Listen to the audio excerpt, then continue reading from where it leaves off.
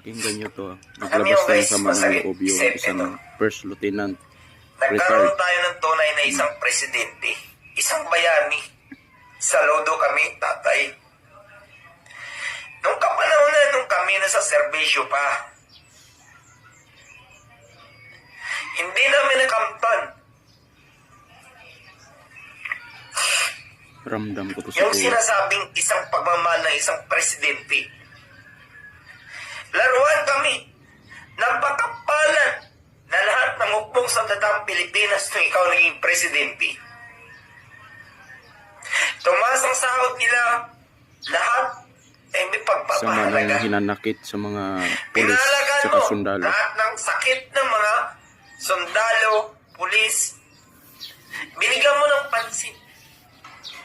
Kaya napakapalad ng mga itong hukbong sandatang ng Pilipinas na nakatikim sa'yo ng mataas na sweldo.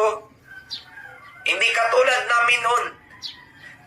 Libre lang ang kabaong namin sa mga presidenteng nagdaan. Grabe, no? Dito, ilalabas ko ang sama ng loob ko. Bilang First Lieutenant, First Regiment, 102. Masakit sa amin na kumbaga, hindi patas ang pagpatakbo ng presidente. Pero sa'yo, napakaswerte nila. Napakaswerte na hukbong sandatang ng Pilipinas. Nabigyan mo sila ng proteksyon, mataas na sahod, kompleto benepisyo. Noon kami, panahon ni Gloria Macapagal, kay Era, Matindi to.